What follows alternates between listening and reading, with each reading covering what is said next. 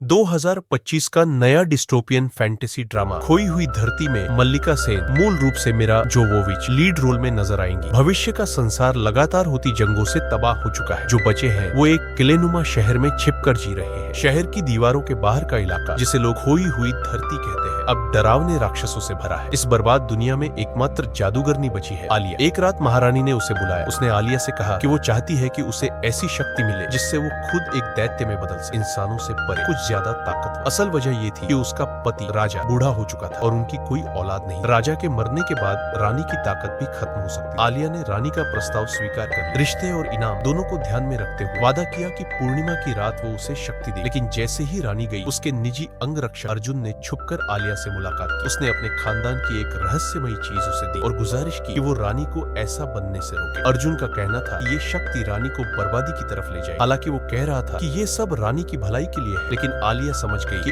अर्जुन और रानी के बीच कुछ चल रहा है। वो ये सब सिर्फ इसलिए कर रहा था ताकि रानी बदल न जाए और उसे ना छोड़े। चाहे दोनों की मांगे उलटी थी, पर आलिया ने दोनों की बात मान ली, क्योंकि उस पर भी एक श्राप था। अगर कोई मदद के बदले सही इनाम दे तो वो मना नहीं कर सकता। रात को अकेले में आलिया ने अपनी तलवारों को मंत्रों से नियंत्रित किया। उसे दिखाई दिया कि कुछ इनामी शिकारी हथियार लिए हुए एक डरावनी गुफा की ओर जा रहे हैं, जहाँ जमीन पर इंसानों की खोपड़ियों का ढेर था। अचानक वहाँ से एक भेड़िया मानव निकला और सबको मार गिराया। वही राक्षस आलिया का असली निशाना था। इधर महल में रानी अर्जुन के साथ प्यार में डूबी थी। जब चर्च के गार्ड ने उन्हें देख लिया, बात धीरे धीरे आर्च बिशप तक पहुंच गई, जिसने कहा कि रानी का आचरण अब और बर्दाश्त नहीं किया जा सकता। तभी एक मुखबिर ने रानी और आलिया की बातचीत सुन ली और आर्च बिशप को सब बता दिया। अब रानी पर दो आरोप थे, जादूगरनी से मेलजोल और विवाहेतर संबंध। आर्च बिशप ने तय किया कि अगर वो आलिया और अर्जुन को पकड़ लेता है तो रानी को खत्म कर सकता है। उसने अपनी प्रमुख महिला पुजारी को दोनों की गिरफ्तारी का हुक्म दिया। उधर आलिया को उस भेड़िया मानव को पकड़ने के लिए खोई हुई धरती जाना था। उसने मदद के लिए अर्जुन को चुना, जो पहले वहाँ से जिंदा बच चुका था। जब आलिया ने उसे उस राक्षस का जिक्र किया तो अर्जुन समझ गया कि बात सादिर की हो रही है, एक ऐसा दैत्य जो कब्र नदी में रहता है और जहाँ से कोई लौट कर नहीं आता। अगर मैं तुम्हारे रास्ते में आऊँ तो मुझे छोड़ देना और मैं भी तुम्हारे साथ ऐसा ही करूँ। इनाम बहुत बड़ा था तो अर्जुन मान गया। दोनों पहले रोस नाम के भाई बहन के होटल में रुके, फिर निकल पड़े। मगर उनके जाने के तुरंत बाद महिला पुजारी ने अपने सैनिकों के साथ पीछा। उसने रोस बहन को यातना दी और उनकी मंजिल का पता लगा। ट्रेन से पहले ही पहुंचकर जाल बिछा दिया गया। इस बार वो चश्मा पहनकर आई थी ताकि आलिया की जादूगरी का असर न हो, क्योंकि पिछली बार वो आलिया की माया में फंस गई। महिला पुजारी ने अर्जुन की पूर्व प्रेमिका रोस बहन को सामने लाकर अर्जुन को आत्मसमर्पण के लिए मजबूर करने की कोशिश। अर्जुन का गुस्सा फूट पड़ा और उसने हमला कर, लेकिन भारी संख्या में भक्तों ने उन्हें घेर लिया। गोलीबारी का कोई असर नहीं हो रहा। आलिया ने अर्जुन को खींचा और दोनों